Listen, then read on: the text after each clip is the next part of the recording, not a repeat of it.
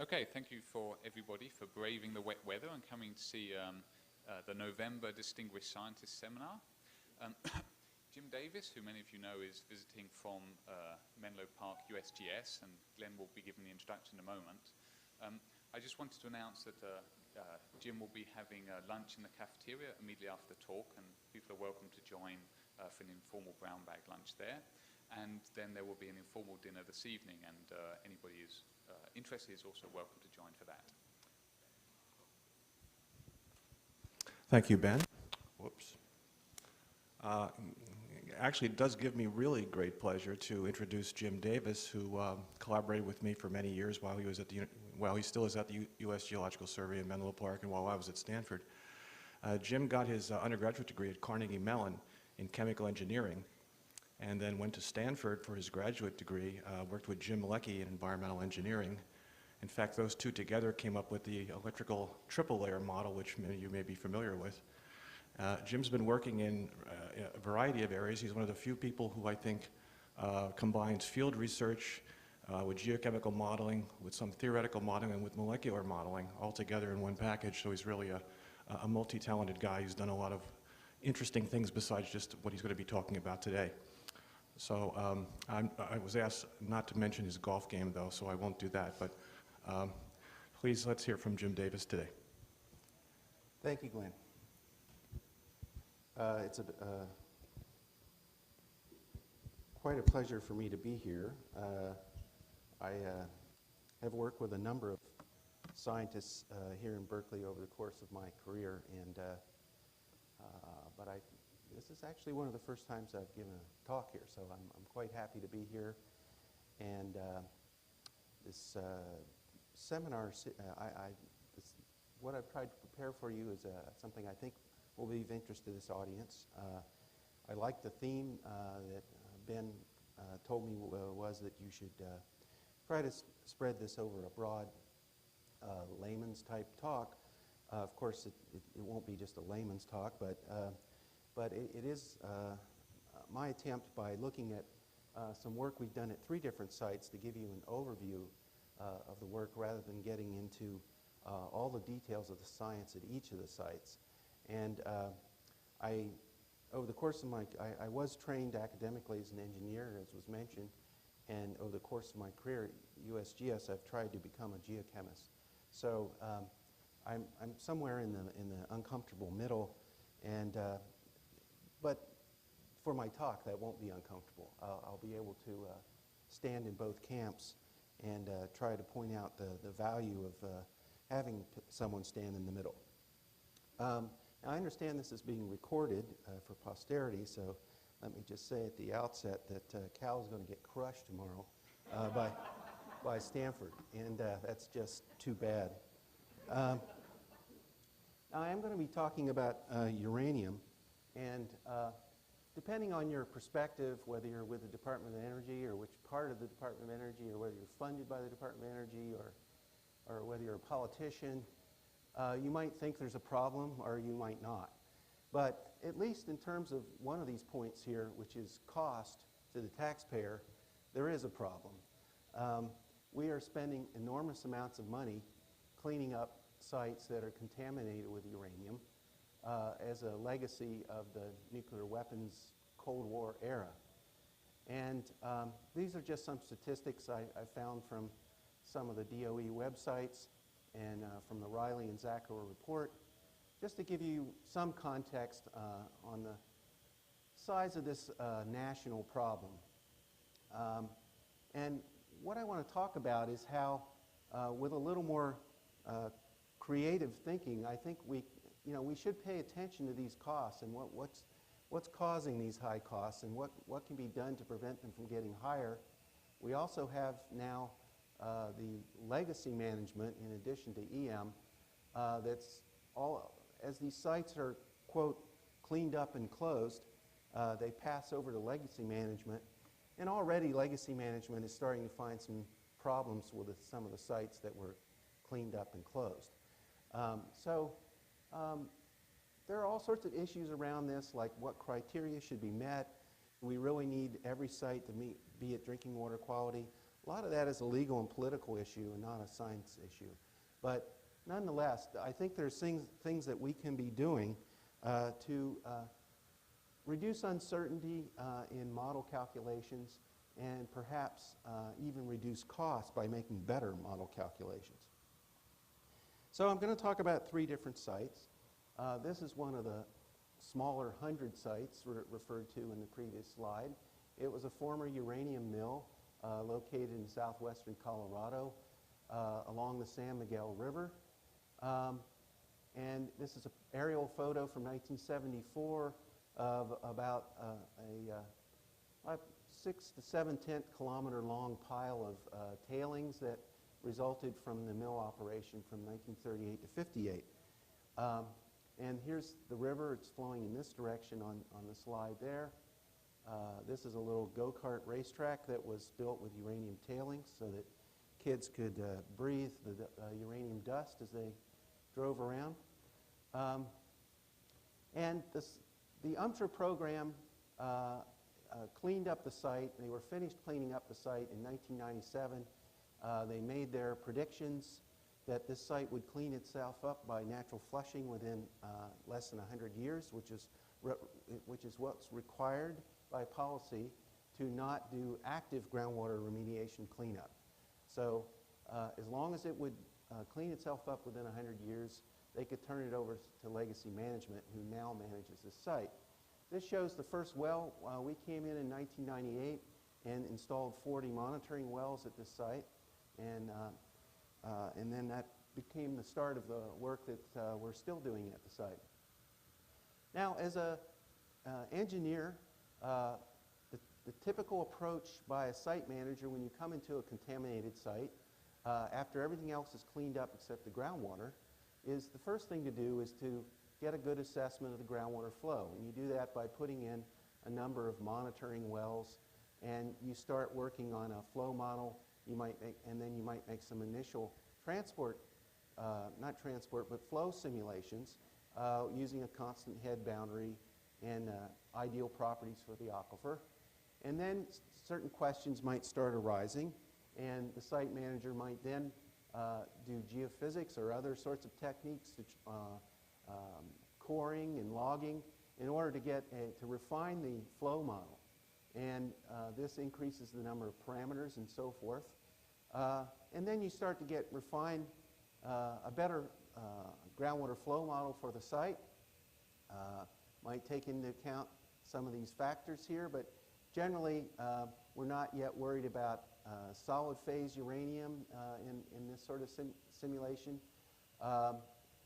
But it's the start of the process, and usually this is also about the point where the site manager decides the budget is run out. And, but they still know that if they're working with describing the transport of uranium in such a system, that it will be retarded. This shows just a schematic of what happens to a absorbing solute in a column where the water flow is going this way. If you put in a non-reactive tracer, the absorbing solute will come out later, and the time or distance in the column that it comes out later can be translated into a linear distribution coefficient or a retardation factor. And this is the extent, to the most part, in practice at these contaminated sites, that there are any reactive processes entered into these transport simulations for typical contaminated sites, regardless of whether the site characterization and management is being done by the EPA or by EM or the UMTRA program. I have not seen any of those sites that use anything more complicated than a KD to describe the reactive transport. So at this point, the simulations are usually done, and a conclusion is reached about whether this site can be, they can apply to release this site and close it and turn it over to legacy management, or something more stringent needs to be done. Of the 25 UMTRA sites in the country, 2 were turned over for active groundwater remediation, and the other 23 are going to be released to clean up by natural flushing. So earlier in the decade, I had the pleasure of working with Carl Stiefel, Steve Yabasaki, John Zakra on a federal interagency workforce to describe the state of the art in reactive transport modeling. And we published a paper that had this definition of what a conceptual model is for reactive transport modeling. And you see that it does describe the hydrologic properties of the system and geologic structure, but it also should come up with the biogeochemical reaction network and parameters. And the problem is that if we do, the detailed science that we researchers do results in a level of scientific understanding that can't be incorporated very quickly into these solute transport models. And so what I've been doing at these 3 sites I'm going to talk about, in addition to doing some detailed science, because these are research projects, but we've also been working on simple and practical methods that we think can be directly used by reactive transport modelers. And in some cases, they are being used already at these 3 sites. And so what we may know, for example, this is a picture of the structure we think that uranium has when it's absorbed to iron oxides in the presence of alkaline conditions and a reasonable amount of carbonate. We think that it absorbs as a uranyl tricarbonato complex. This is work that John Barger and I did, and we determined this structure with XFs. But the question is, when you describe the absorption of uranium under such systems, even with an ideal mineral phase in the lab, the description ends up including electrical double layer factors, and even with a single mineral, you have some complexity that's difficult to put in your conceptual model and marry and couple into the reactive transport model. So I'm going to talk about an approach that we took at the Naturita site, where we were challenged by the Nuclear Regulatory Commission to come up with something better than KD that would describe the transport of uranium at the site. Some details about the site then are, this is an alluvial aquifer with underlined by bedrock, which is a no-flow boundary, and this really is an old river channel, and you have the groundwater recharge coming in here at this part of the reach, and discharge down at this part of the reach. There are places where there's exchange of river water and groundwater along this reach, but for the most part, most of the flow in and out is here and down here. Flow direction going this way of the river and the groundwater. This is where the tailings were before, and the red dots show the wells that we installed in 1998 for monitoring. Here we also see the location where we collected some uncontaminated sediment that we did experiments with. To show some chemical results spatially across the site in 2004, here's the dissolved uranium concentrations, all as uranium-6, varying from below 2 micromolar up to 10 micromolar. This is about right in here, it's about 2 milligrams per liter if you prefer it in those units. The tailings were here again, so a lot of the plume has moved on up the downgrading portion of the site and is in fact flowing into the river up here. The pH is nearly constant. The alkalinity also has a spatial distribution that's very important.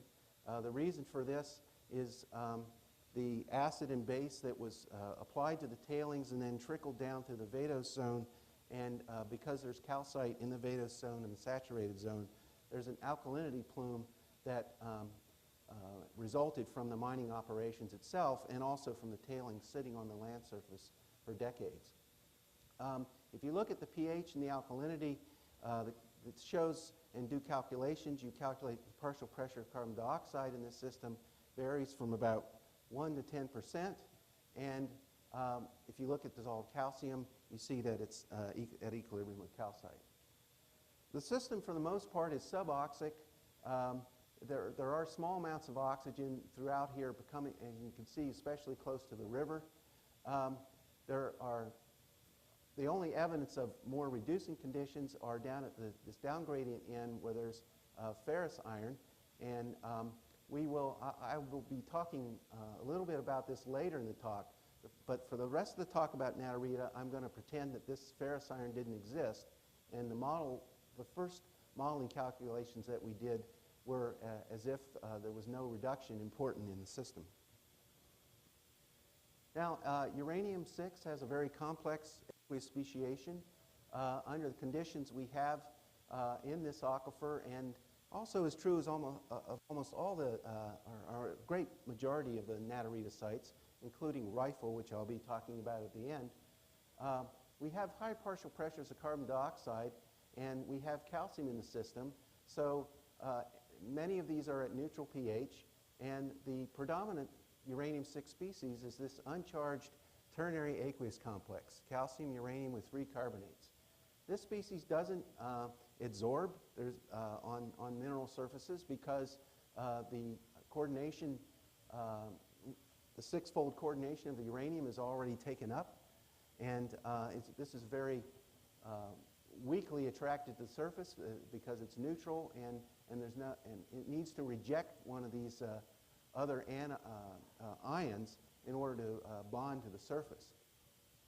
So that means that when you, well, I'll be talking more about this later, but it means that adsorption of uranium on mineral surfaces is affected by the calcium concentration, and it's affected by the bicarbonate concentration. Now, one of the reasons that complex chemistry matters is that it affects, if you want some demonstration that the KD approach might have a problem in transport modeling, you can look at these data here, which are for adsorption of uranium-6 on ferrihydrite and translated from percent adsorbed into KD values. These are equilibrium values, and you can see that and this is the log of the KD, so we're talking about, darn it, we're talking about many orders of magnitude change in how much uranium is absorbed, or the constant for its absorption. And it increases with pH, reaching a maximum under these conditions with air or 1% CO2 at about neutral pH. And then in air, the KDs come down as the formation of the carbonate complexes occur. In this system, there was no calcium, so we're just talking about uranyl carbonate complexes causing the lack of adsorption. And in 1% CO2, you get an even more pronounced effect. So if you look at something like pH 7.5, it makes a 4-order magnitude difference whether you're in air or 1% CO2. And most of these systems that we're modeling have higher than 1% CO2. So the adsorption is very dependent on bicarbonate concentration in the groundwater. And if you have any gradients in the groundwater, which we typically do at these sites as opposed to constant chemical conditions, you don't have anything like a constant KD that can be describing the transport and retardation of the uranium. So what's used in practice is this constant KD, which is valid if you have constant chemistry in your spatial domain that you're modeling. But what we really need is something more complicated to take into account variable chemistry, because at Rifle, at Naturita, at Hanford, at many sites, we have variable water chemistry that needs to be accounted for in describing uranium transport. The only way to do that I'm aware of efficiently is to use a surface complexation model. Now, there's a lot of talk about using KD distributions in the nuclear waste field, the Yucca Mountain people, and I will address that question a little bit later. So if you're not familiar with a surface complexation, what it does, a surface complexation model, this is just, I'm going to show a couple brief schematics to give the idea of the concept, which was invented by Werner Stumm and Paul Schindler in Switzerland. The idea is to write the adsorption reactions as chemical reactions in an analogous fashion to how we would write reactions in solution. You have a uranyl cation, in this case, reacting with a surface hydroxyl group on an iron oxide particle. And this is just one stoichiometry that you could write. The adsorption itself may need to be described by several different surface complexation reactions, just as aqueous chemistry of uranium-6 has to be described by several different aqueous reactions.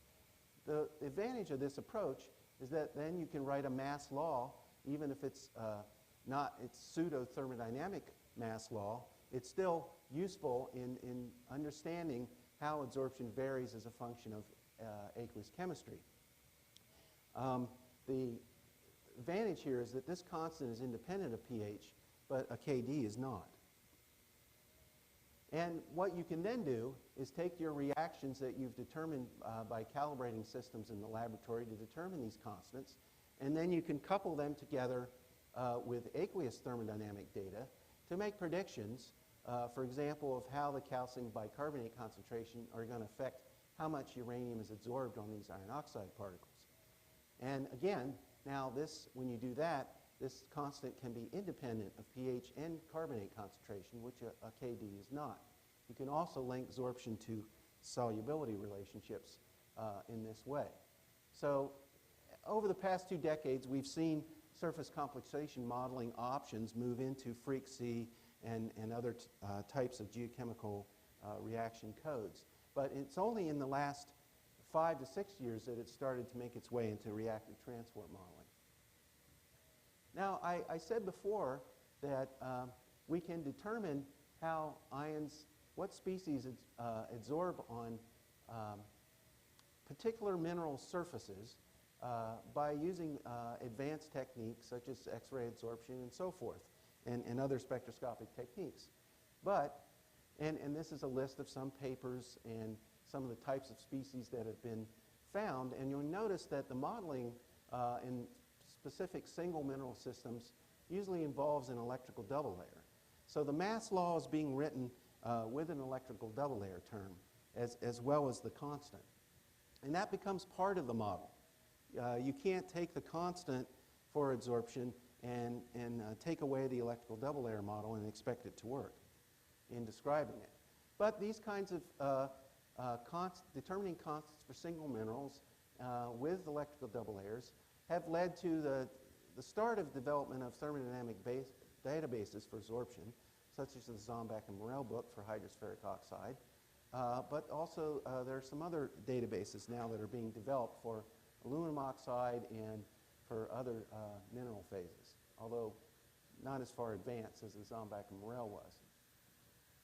Now, there's a problem, though, in applying this type of database information to natural systems, to natural sediments. 30 years ago, the idea was that if we had these databases and we understood how ions adsorbed on single mineral phases, then when we had a sediment, all we had to do was take the database for all the different minerals, and we could compute how much uranium would be adsorbed on a sediment through an additive approach. And people started in the 80s and 90s to start to do experiments with binary mixtures of minerals and found that, well, actually the additive approach didn't work that well. There were interactive effects, overlapping electrical double layers, and other complexities such as aluminum dissolving and adsorbing on an iron oxide surface. There were problems that confounded this concept of adding things together. Now this has been that's been one of the problems in moving forward to put surface complexation modeling into reactive transport modeling, because the science was not fully solved about how we understand mineral surfaces. As we've begun to characterize mineral surfaces, for example, some of the work of David Veblen at Johns Hopkins looking at coatings, we see that when you have a quartz grain taken from an aquifer, there's no quartz at the surface. It's all micron to at least hundreds of nanometer thick coatings of the weathering products of mineral. And so the reactivity of the surface is not like what you have for a pure quartz surface in the lab. So that leaves us with these databases not being particularly meaningful. You have all these lab experiments with HFO, with quartz, with pure mineral phases, and they don't turn out to be that useful for describing absorption in a natural environment. In addition, when you take a sediment sample, you might determine the bulk mineralogy by X-ray diffraction, but because of these coatings, we don't really know how many, what is the abundance of certain types? How many ferrinol sites are there? How many aluminol sites in a sediment? What's the surface area of those particular phases? It's very difficult to quantify this at present in a way that is going to help a site manager at a contaminated field site. In addition, we have the fact that the databases depend on these electrical double layer factors, which in a sediment, you can't assume that I don't think, this is up to debate, but you can't assume, for example, that the potential that you had on a pure HFO surface is going to be the same for an HFO particle sitting in the soil. Because organic coatings and the absorption of phosphate ions, the absorption of silicate ions, they all influence this electrical potential in my view. So we don't know when uranium absorbs on a surface in a natural system what the appropriate electrostatic correction factor is. So and an example of what for Naturita that we might look at then is there's evidence that iron oxides in Naturita are the primary absorbents, but the iron oxides for the most part are sitting in these coatings that are hundreds of nanometers thick of illite smectite coatings, and they're sitting inside there. So what's the electrical potential on this surface? What sort of electrical potential would you apply as a correction factor in a mass law for surface complexation? I don't think we really know the answer to that. So, and you can see down here also at a bigger scale, 400 nanometers, these goethite crystals immersed in this illite smectite coating. So my feeling was that after 2 decades of working on surface complexation, I was getting frustrated at how we can't move this forward and get it applied within reactive transport modeling. So I took up this challenge from the Nuclear Regulatory Commission to figure out a way to do it. And so I'm going to describe now how we approach this in the Naturita sediment. We did some experiments I mentioned with uncontaminated sediments, and this shows we dug down to the water table and then we collected sediments beneath the water table. This just shows an outcropping to show you the large number of cobbles that exist in this aquifer. It's quite heterogeneous.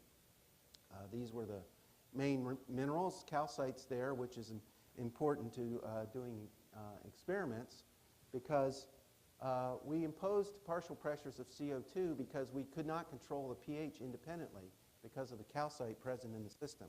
So for each partial pressure of CO2 at equilibrium, you get one pH value. And you do experiments, batch experiments, where you mix artificial groundwater solutions with these uncontaminated sediments.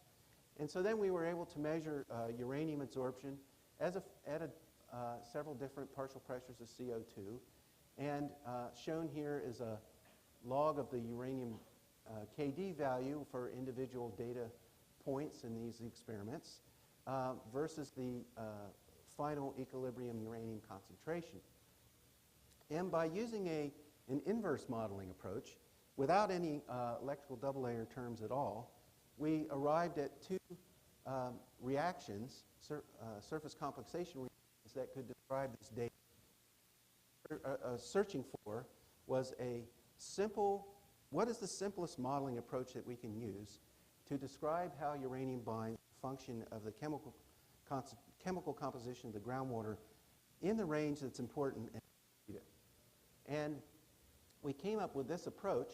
Now, these species, we know from our work with X-ray absorption spectroscopy that these are probably not the species that exist at the surface.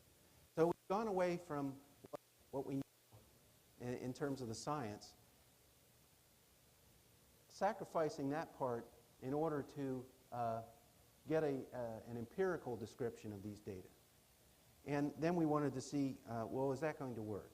Leaving the electrical double layer terms out is valuable to the reactive transport modelers because of the amount of CPU time that gets used up in doing simulations. So they were very happy to see some mass laws without electrical double layer terms in them. That's the advantage.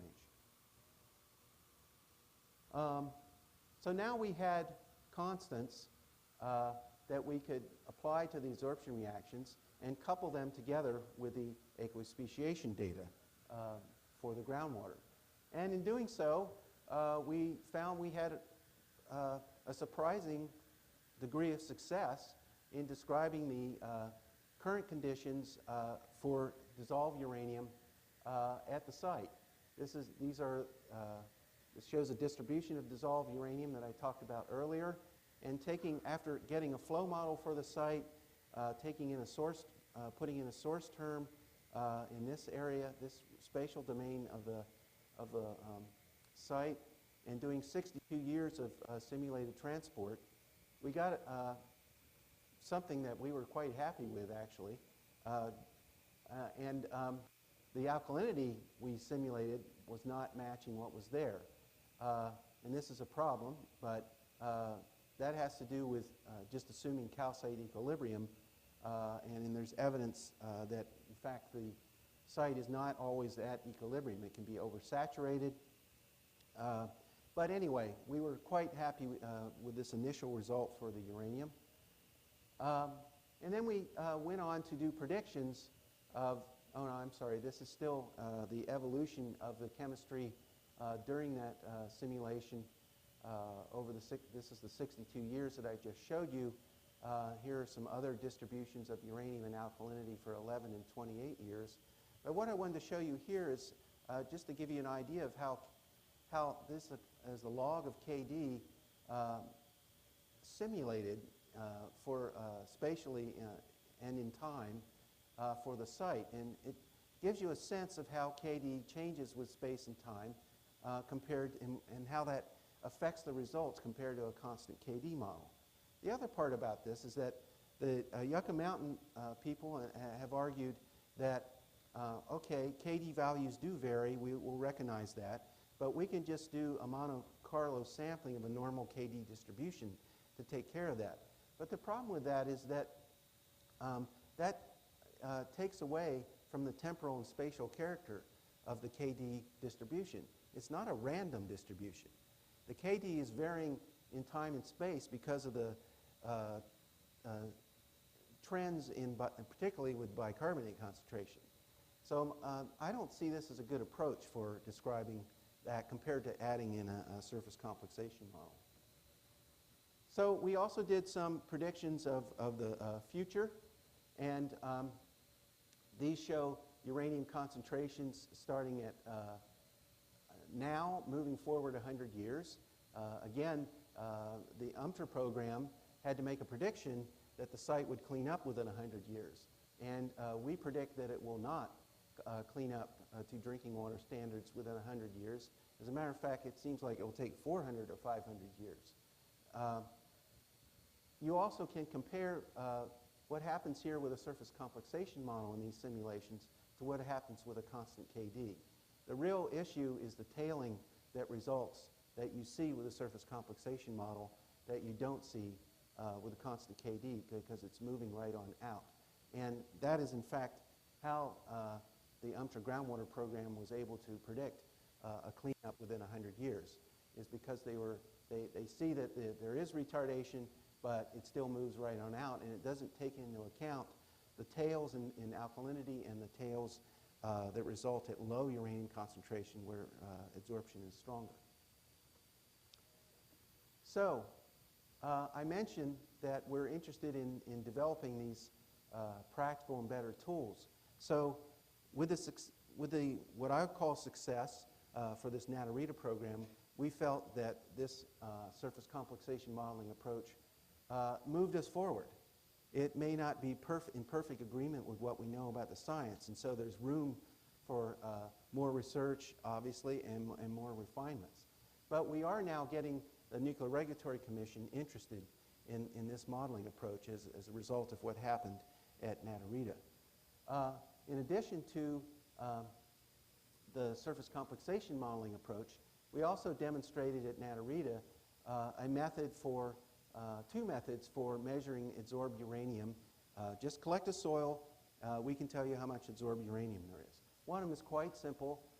It's been in the literature for a while, but we refined it a little bit to do a carbonate extraction under a certain set of conditions at a pH about 9.5.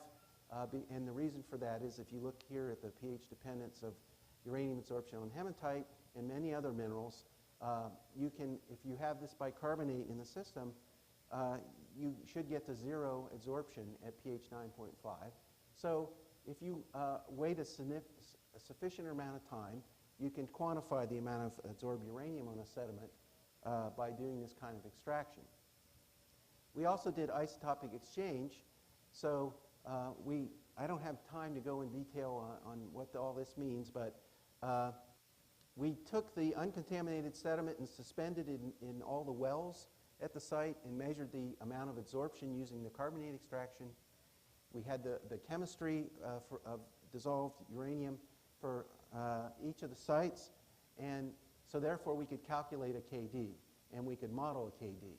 And for contaminated sediments that came up with the auger flights, we did isotopic exchange, and we knew later the groundwater concentration at that location, and so we could calculate KDs for the contaminated sediments. The model did extremely well for predicting all these KD values, except where we had the ferrous iron that I mentioned earlier. And it turns out in the down gradient portion of the site, we have some uranium reduction. But I'm not going to talk about that right now because I want to talk about the other sites. The second site that we have worked at quite a bit, not at the site, but with soils from the site or sediments from the site, is the Hanford 300 area. This is some of the history of the area in pictures. There were South Processing Pond and North Processing Pond, and in 2003, after digging up a large amount of contaminated soil, there were pits excavated, and we got materials from those pits going from the bottom of the excavation down to the groundwater table. So they were vadose-zone samples or smear zone samples.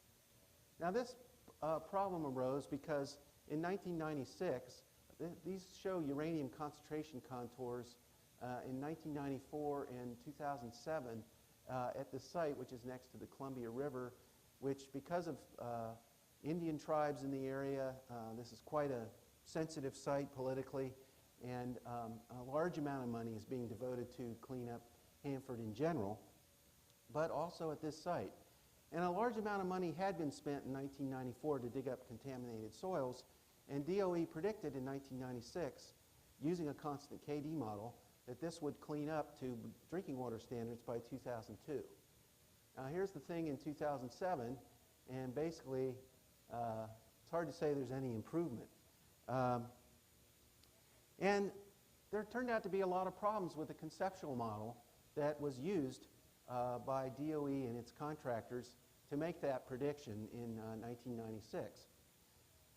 Some of them have to do with the hydrology.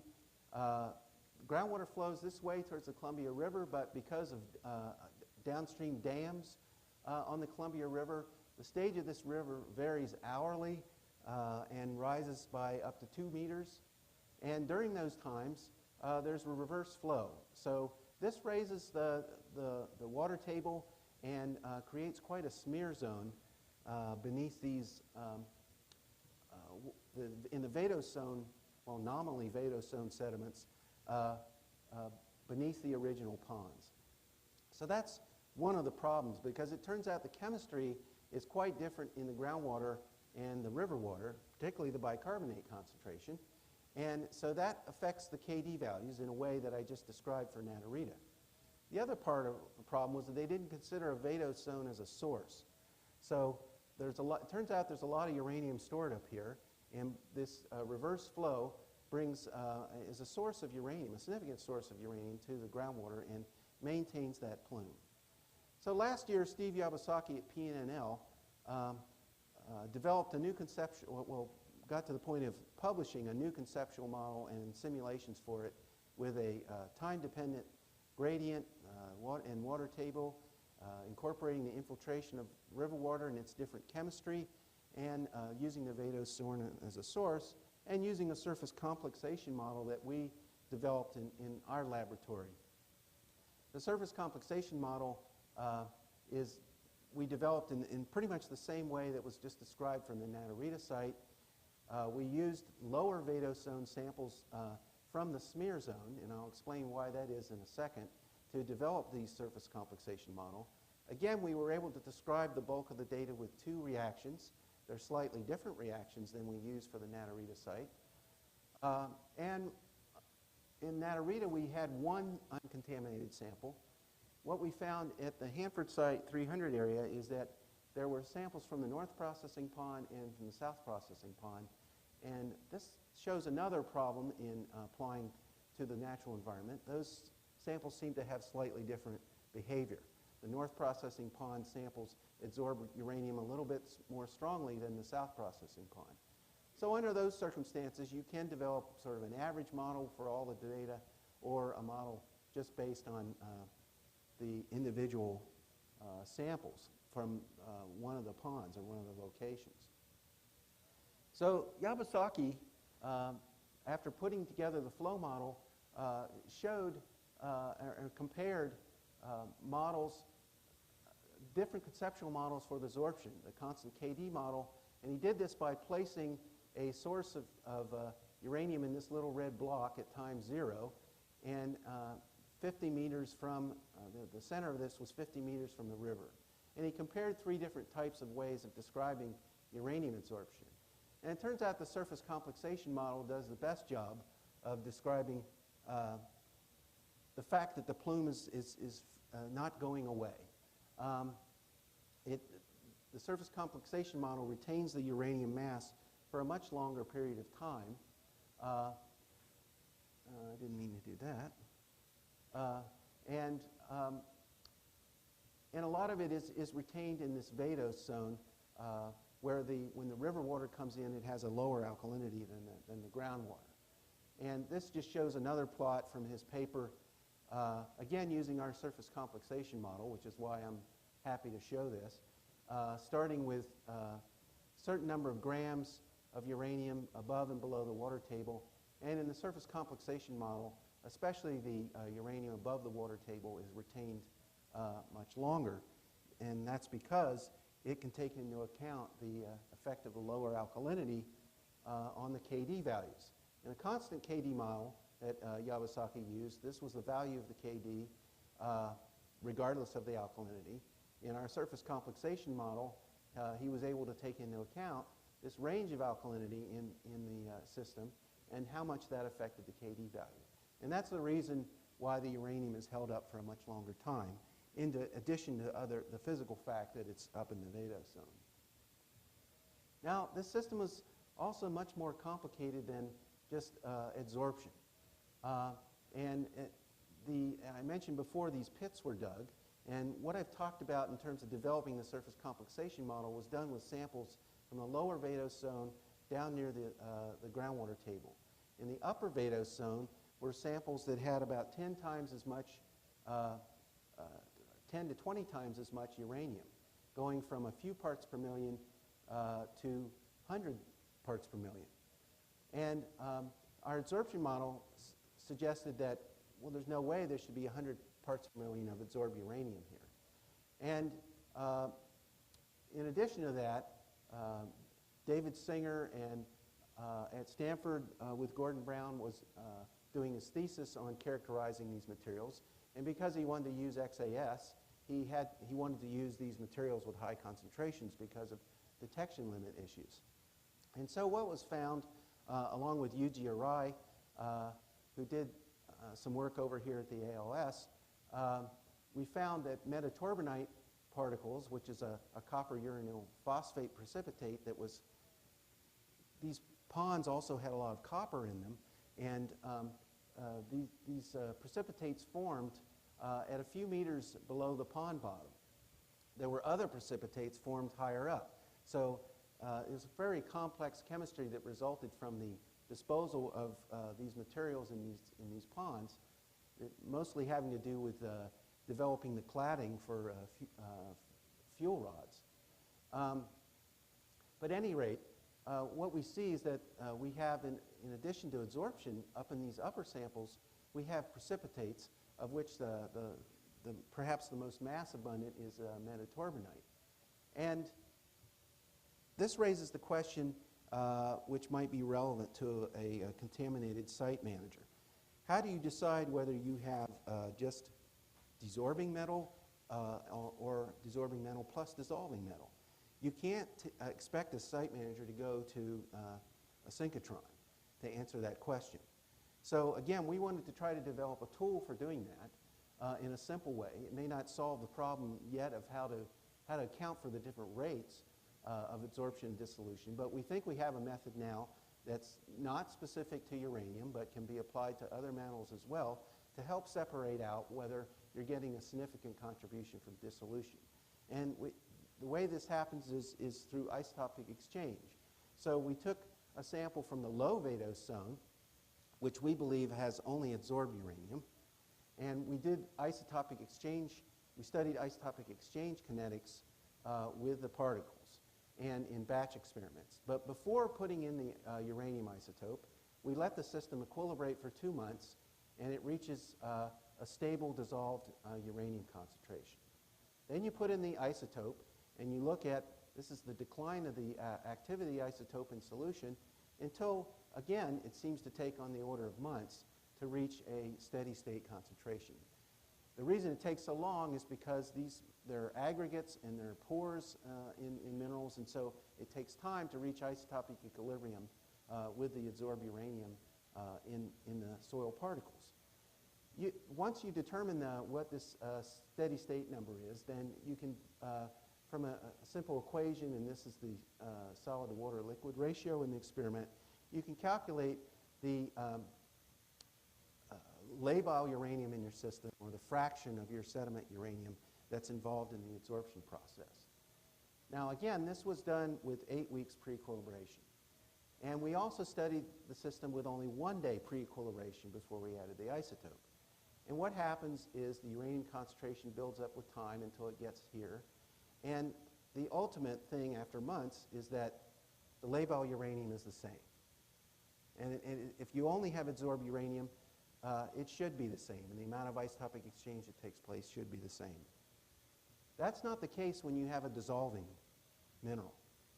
When you have a dissolving mineral, the uranium concentration increases with time.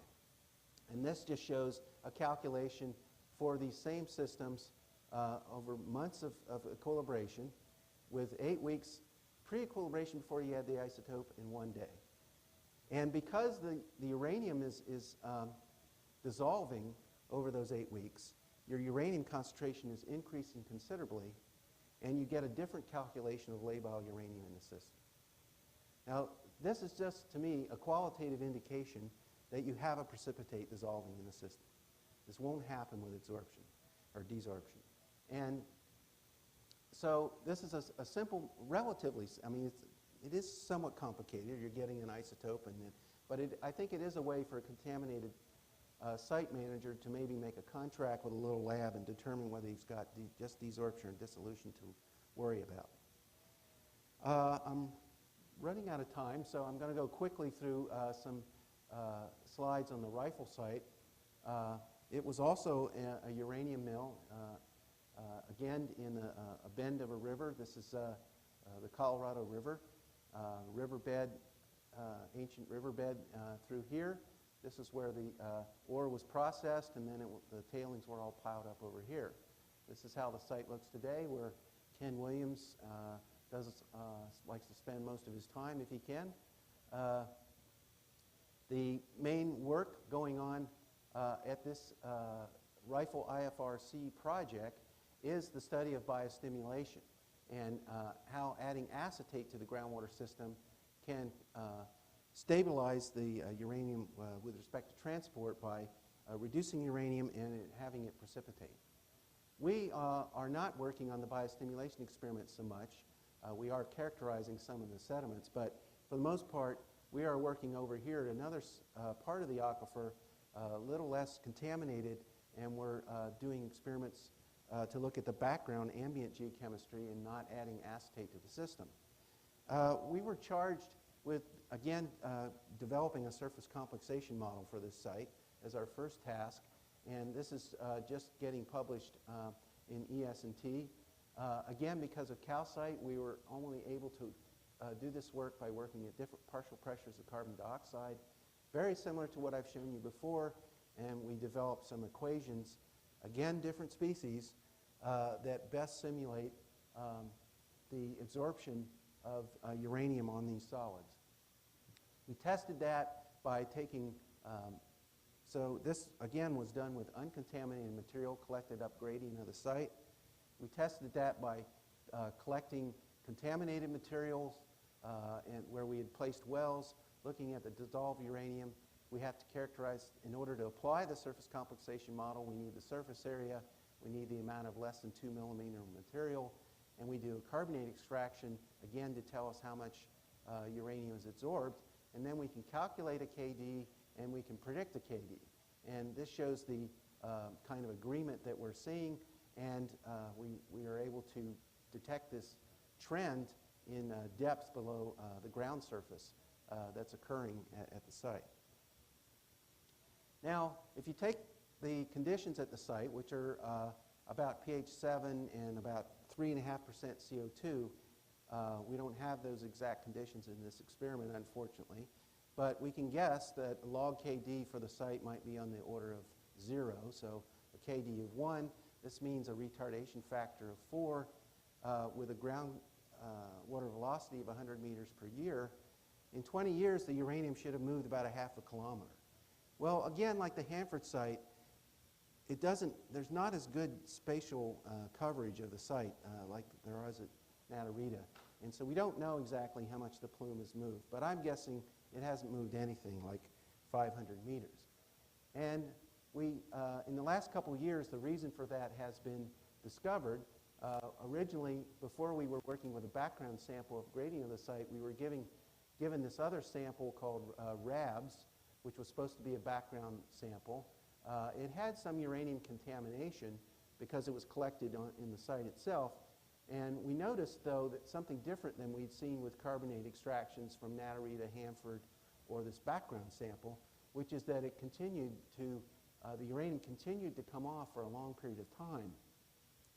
And then we studied the extraction in the presence of hydrogen peroxide and noticed a big difference. And later, in installing new wells for biostimulation experiments, suddenly we started hitting areas where, in the cores, where it goes from the typical brown to a black color. And now what's being recognized is that there are quite a few zones throughout the site.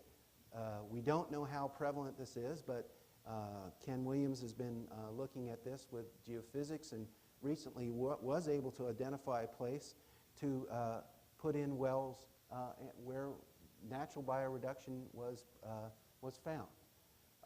So these reduced sediments have a lot of uranium. Well, I'm getting ahead of myself, but if you take these kinds of samples to the beamline, you find that it's predominantly uranium-4. However, when you do a bicarbonate extraction at pH 7, which we have said would quantify adsorbed uranium-6, you find that the extraction suggests that it's mostly uranium-6. I'm going to hurry now to get done rather than explain all the details. But basically, we've discovered that this extraction method, by the way, this is an anoxic extraction done in the absence of any dissolved oxygen, which is a common method used by Derek Lovely and all sorts of microbiologists to determine the distribution between uranium-6 and uranium-4 in samples. But it turns out that when you're at pH 7 and you add a lot of bicarbonate to a system, you cross over into a thermodynamic region where iron oxides can iron oxides can oxidize uranium-4. And so we believe that's what's happening in these anoxic carbonate extractions, that they, in fact, don't give an accurate distribution between uranium-6 and uranium-4 in a sediment sample. And the only way to do that, and we are currently developing a method which we're submitting for publication where the extractions are done out closer to pH 9.5, and where we believe we don't oxidize uranium-4 in the sediment sample. So a possible conceptual model that I'm interested in working on and developing if there's an extension of the Rifle IFRC project is to look at what's the inventory of uranium-4 at the Rifle site compared to uranium-6. At the beginning of the project, it was pretty much assumed it was mostly uranium-6, but now we know what might be holding up the movement of the uranium out of the site in terms of natural flushing, which again, the UMTRA groundwater program predicted would happen in less than 100 years.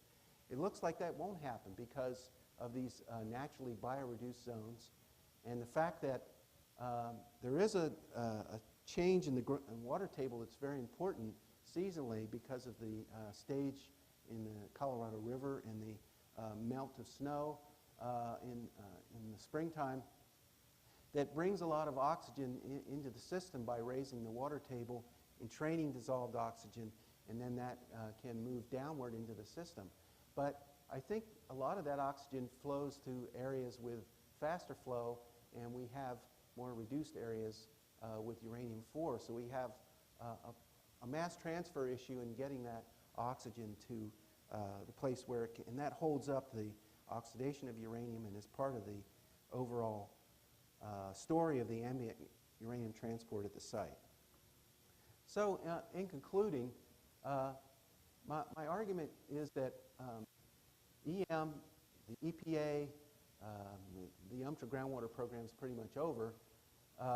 In developing their conceptual models, they need to work harder at, I think, at understanding biogeochemical issues. Now, they can't obviously do research projects like the rest of us are used to, and they can't go to farm facilities and so forth. But I think they should be spending a small amount of time and budget on checking their conceptual models for chemistry. And mostly that means bringing up sediments and spending some money on characterizing them, even with simplistic methods. Now, there is this new EM project. Carl told me this is an advanced something computing for EM, so I don't know what the S stands for. But there is this new project coming, and you notice one of its goals is provide capability to simulate various geochemical microbiological processes. Now, I'm not sure what that means yet. Are they just going to write equations? But I think it is important that they put this in, but they also need to be thinking about what sorts of things can be measured at field sites that will populate the parameters that they're going to put in these models. And finally,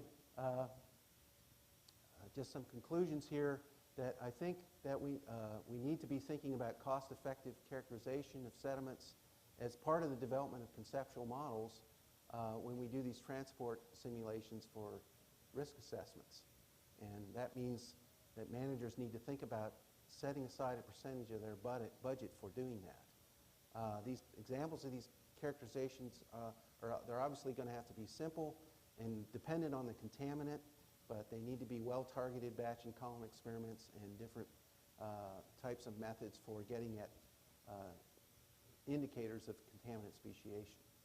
And then I didn't show it here today, but we do a lot of tracer tests at field sites, and we use them to test our conceptual models by perturbing field conditions and seeing how the systems respond when we do that.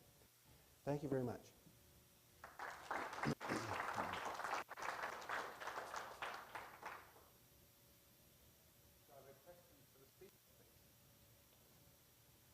Sorry to take so long. That was,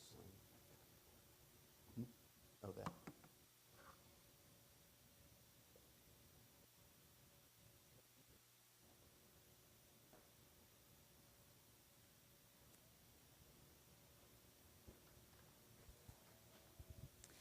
I had a simple question about the concentrations that are seen in the Colorado River water, how those concentrations compare with what both of the two models would predict, and is there a way to see, along the track of the river around the site, does it support one model or the other? For the Colorado River, so the rifle site, well, we haven't done site-wide transport simulations for the rifle site. For the Naturita site, we have, and there are springs that emanate at the far end where it's going into the river. And I mentioned that there is iron reduction going on down at that end of the site. So the actual uranium concentrations coming out of these springs are less than we would have predicted. And that's because of there is natural uranium bioreduction going on at that end of at that very tail end of the site, just like we see at Rifle. So the concentrations that are coming in, we see like 2 milligrams per liter at the high for groundwater, and we're seeing concentrations coming in on the order of 100 ppb. It's still above the drinking water standard in the springs, but we expect concentrations 2 or 3 times that to be there just from absorption. In the river itself, which is the San Miguel River, which flows on to the Colorado River, the flow of these springs is quite small compared to the river water. So, there's some, when the stage of the river is down, there are in fact some little puddles where a bird or somebody or a deer could drink water that's above the drinking water standard. But once it's in the river itself, it's diluted out very quickly, well below the drinking water standard. I would imagine the same thing is true at Rifle.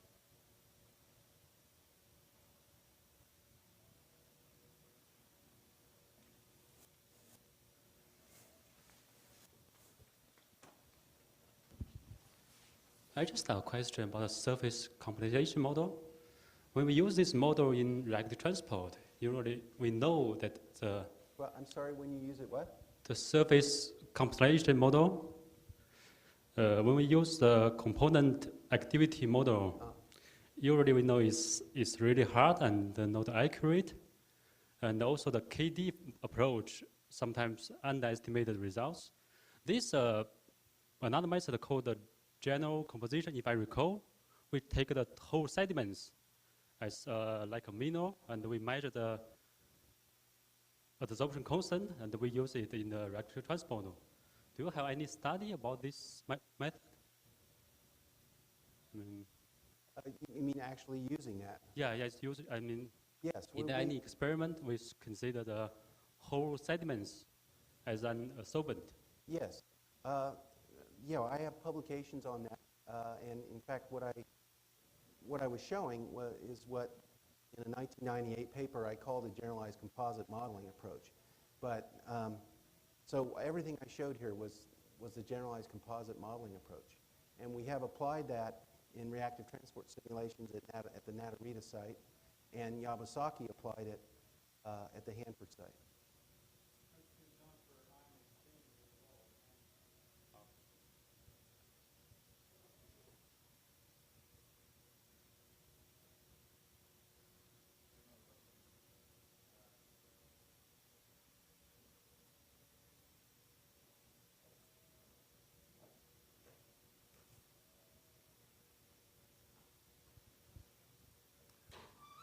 Actually, Jim, I'll have time to talk to you about this later, but a couple things come to mind, and one is the idea behind the original simple model that was additive was that you could have ultimate transferability. So you could work on anything, anywhere with that, if you just knew the proportions of the mineral phases, for example, and a little bit about the chemistry. Well, you can make predictive calculations without doing experiments. Right. This other approach, you have to collect material and do experiments, and it has no transferability to any other site. Yeah, that's what I thought you'd say. Yeah. So I guess in a way that's the bad news, Yeah. although it's the good news for investigators who want to go in there and enjoy the characterization and the actual geochemistry. Okay, the second question, again, I'll have time to talk to you about this later, is a couple of things you mentioned earlier about the fact that there's coatings everywhere and different types of coatings. and also the fact that when you're actually doing your modeling, you're actually using sort of pseudo complexes as opposed to the actual ones that are observed because they fit the data better. So what does this say about then the future of, you might suggest, what's the future of actually doing those fundamental studies for obtaining information on complexation, which maybe is not so usable in the long run, although it's nice to for our overall understanding of the physics and chemistry. This is for my next grant application. Well, I think we have a lot to learn about these coatings. Not very many people have studied them, really. When you look at the literature, David Veblen is, I believe, taking it the furthest so far. In just, he's taken some aquifer samples from 3 or 4 different environments now and studied them in great detail with TEM. And every one of them is a little different and probably representative of the hydrogeologic environment that they were sitting in. I think the important part, though, in terms of using predictive models, if that's what your question was is really, well, okay, we would need some kind of technique like, I don't know, some maybe XPS or something that would allow us to, okay, we know there's this percentage of iron, there's this percentage of aluminum. What kind of, and then with research on the composition of coatings, we might start to develop an understanding that, okay, when you see this much iron and you see this much, or when you see this much aluminum, it's probably this mineral. We can start making assumptions if we have more experience. That's the problem, I think, is we can't make any assumptions because... We're scratching the surface. Yeah. I don't know Thanks, if that Jim. was a pun or not, Glenn. Not a very good pun.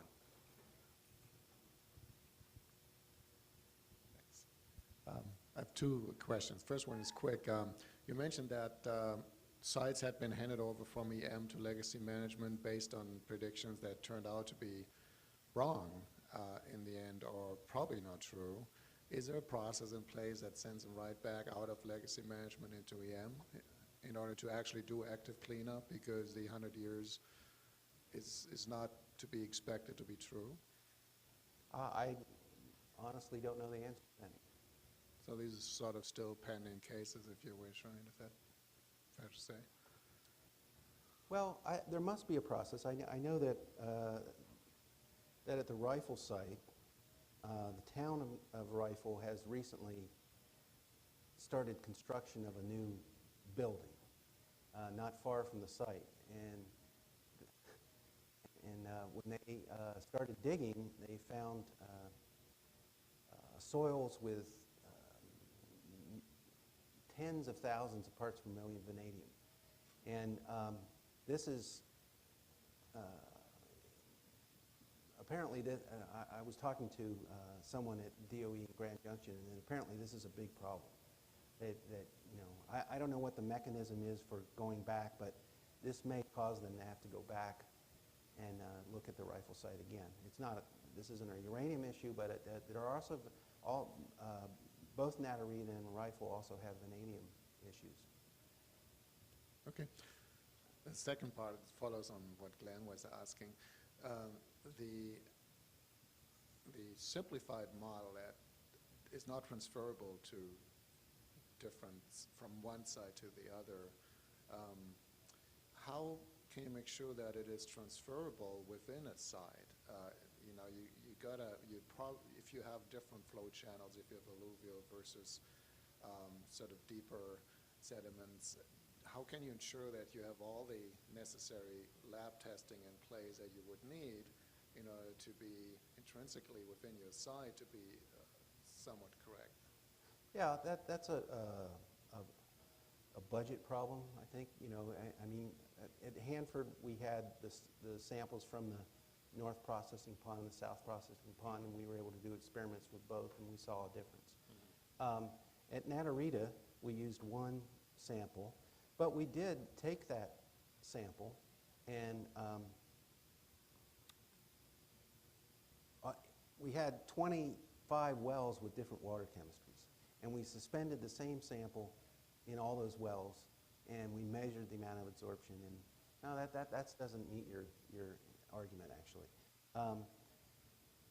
I think that you know, the more samples you can afford to characterize and look at the variation in the model, you're going to improve it. Obviously, there's a cost limit to that. But the same issue is, it's worse, in my opinion, of taking a constant KD for the whole aquifer. So I think what we have shown is that there's more uncertainty in the calculations related to the variable groundwater chemistry. At least in the case of uranium, this is true. There's more uncertainty in the calculations related to variable groundwater chemistry than there is in variable sediment chemistry along that 2-kilometer reach. And we've also shown that for zinc, a half-kilometer long zinc plume in Cape Cod. So those are the only 2 examples I can state where you have these groundwater gradients in chemistry. Those are more important to characterize. So you do that by putting in a sufficient number of monitoring wells that you can describe the spatial distribution of chemistry in the aquifer.